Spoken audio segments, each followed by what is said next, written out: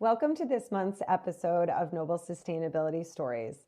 Today I'm welcoming Alex Del Vecchio from the class of 2002, who is going to share her work as a landscape architect. Alex, welcome.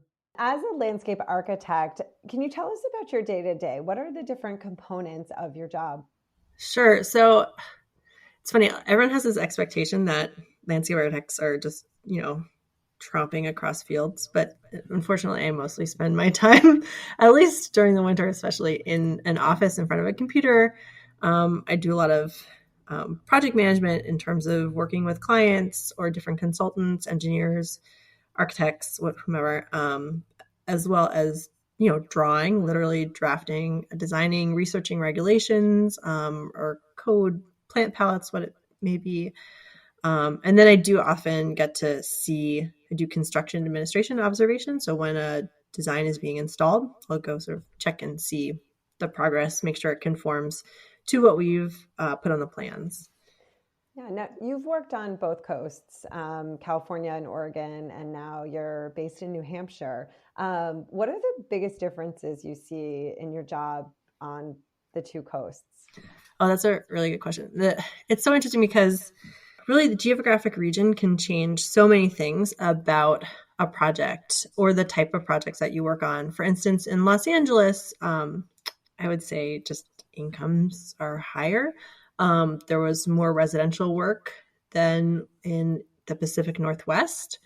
In the Pacific Northwest, particularly I was in Portland, there was a lot of available funding for public park projects. So the firm that I worked at, that was a huge component of our sort of portfolio, working on public projects. In New Hampshire, the clientele is also very different. We're in rural areas, so there's just less opportunities for investment into sort of like big parks.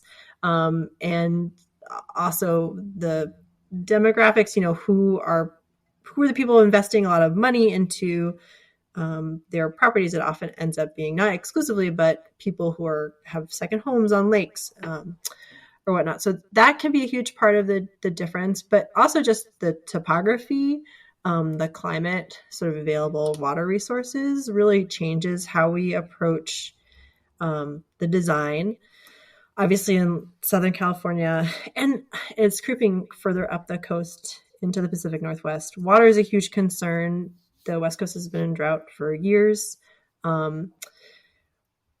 Water consumption has been incorporated into the planning process in California. Gosh, years ago, not many years, probably I think 2014, they started adding some state regulations that would require landscape architects and other designers to sort of present irrigation plans that limited the amount of water that they would use within a garden or consume, I'd say. It's funny, that's like so contrary to people's thinking in New England, because there's just this idea that water is available and, you can take as much as you need. But obviously, as we continue on this path where, drought is going to be more common, even in places where there's abundant water, it's really something that we're going to have to consider, particularly in terms of choosing the appropriate plant palettes. We can't all, design as if we're in like misty English gardens. We need to start. That doesn't mean that we necessarily have to plant all native plants. And I don't think native plants are necessarily always appropriate, particularly if you're in a certain microclimate, like in a city where there's urban, heat island effect, or it just may be warmer. And so what is regionally native isn't always appropriate in those situations. But it does mean in New England, we have to start thinking about these things as much as they've already been doing on the West Coast. Yeah, so the question of water, obviously in New England we do have more, but how does that boil down to a individual property? Let's say you own a home in Southern California versus New England. What are the different choices that you would make for a client in those areas to make sure they had a sustainable design?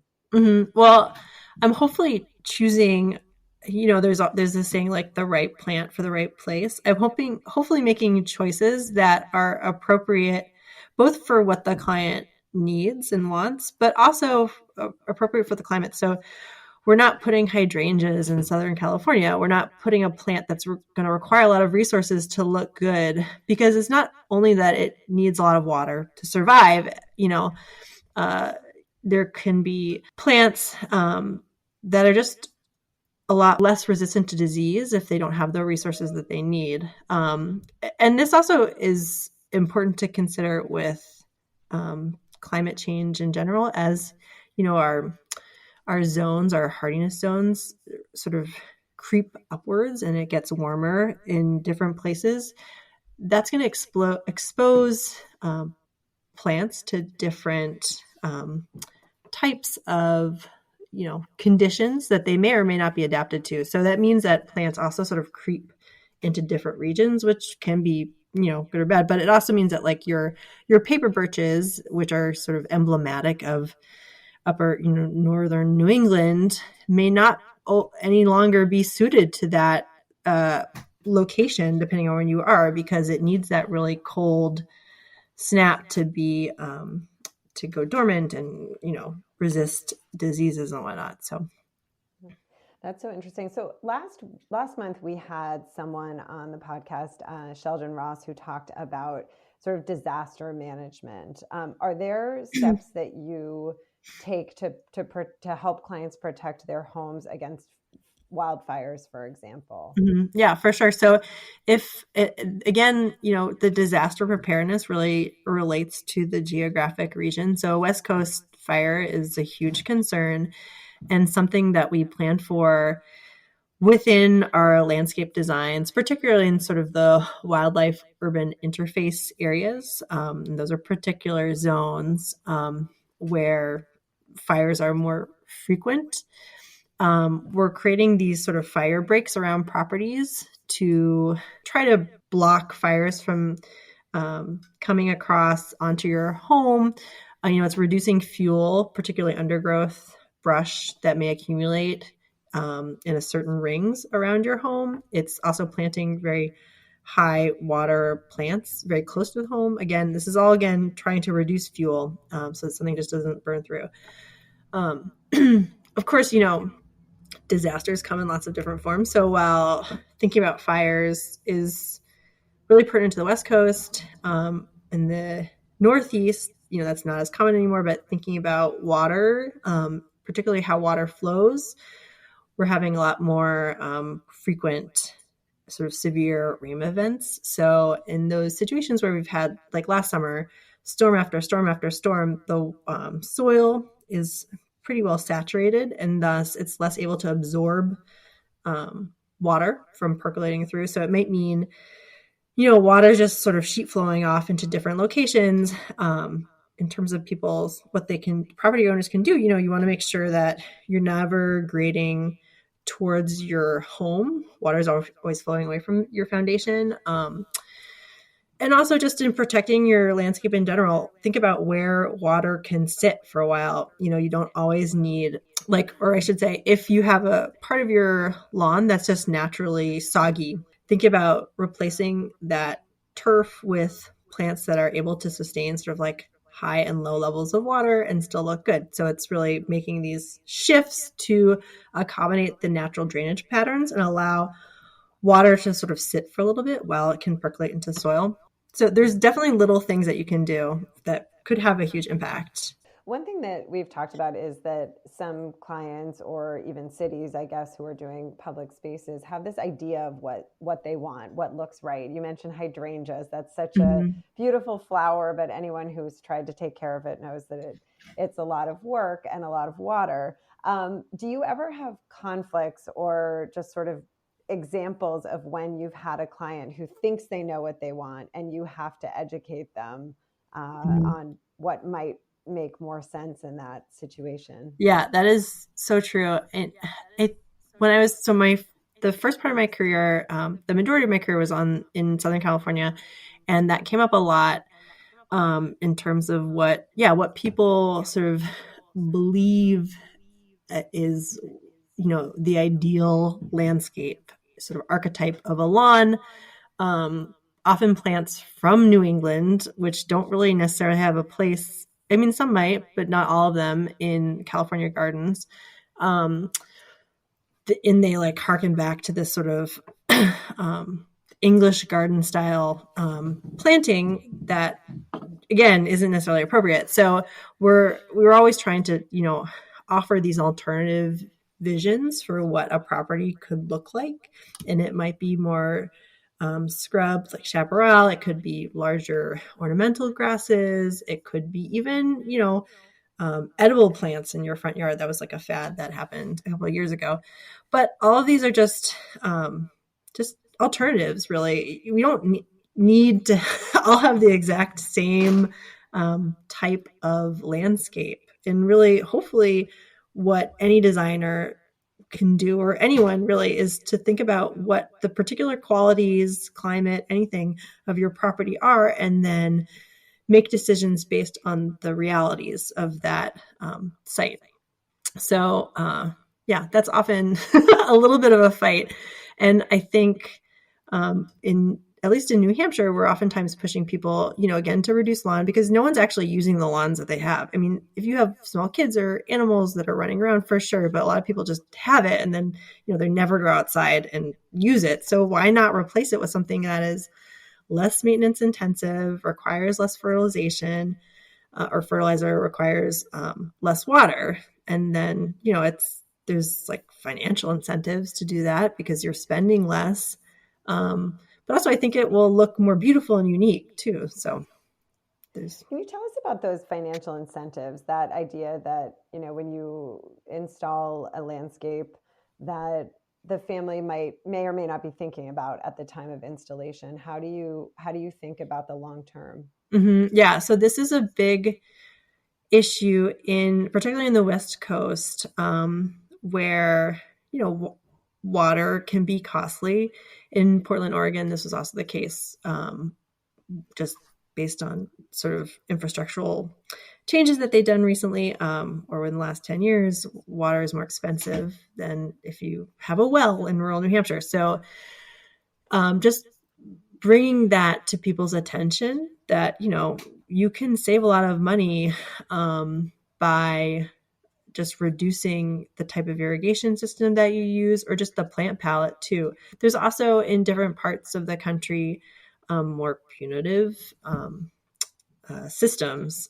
And I never seen this, but I remember I worked once in Santa Fe, New Mexico, and I remember hearing from the homeowner that, if you didn't use, or I'm sorry, if you used X amount of water, no matter on what it was, you were published in the in the newspaper. So that's a huge deterrent, I would think, from using too much water. But there's also just, hopefully a good designer is educating clients to explain that there's a lot of value in saving water, and it's financial. It's also just hopefully for the value of the climate or the globe, I would think. Yeah, so looking ahead, can you share maybe some challenges and opportunities that you see in your field, under the lens of sort of climate change and sustainability? What excites you or what keeps you up at night? Yeah. One thing that I'm really interested in, and this is not maybe the most exciting aspect of design, landscape architecture, is but better understanding about the choices we make in terms of materials, and how they compare to one another in terms of their, quote, sustainability.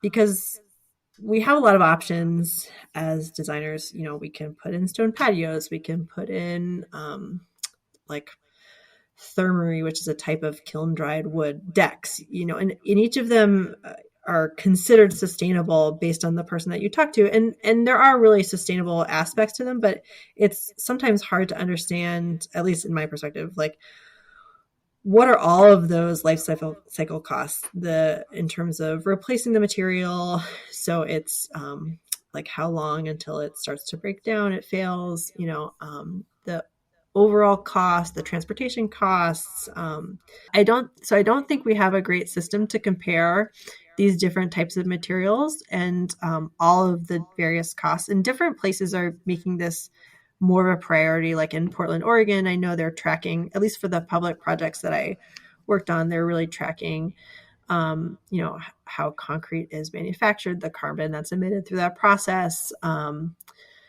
But it's always a tension because I would say particularly within public work.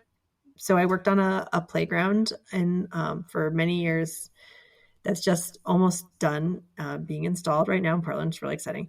But, there's always a give and take. Like we are required to install a certain type of material that has a fall safety rating in it. It's made of recycled rubber. And so we have a lot of that, and which is great from the perspective of, accessibility, also safety. But in some other parks, I've just seen that same rubber material like slough off into the surrounding hillsides. And you see these little particles of rubber, flying into the air and in the grass. And you're like, oh God, this is not good. So, and again, it's about sort of like what are the materials that we're choosing and what are the variables that we have to consider when making those choices, and those change really based on the project, I think.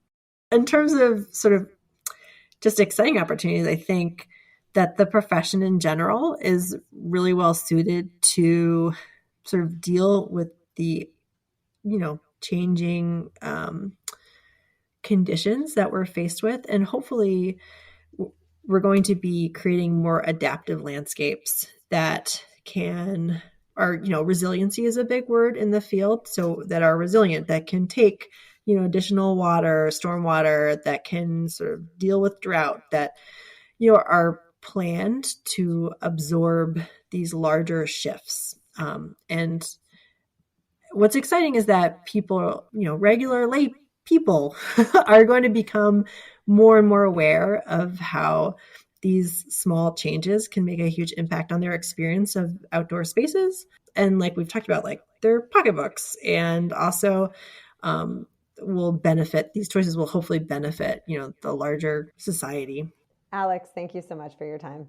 Well, thank you for having me.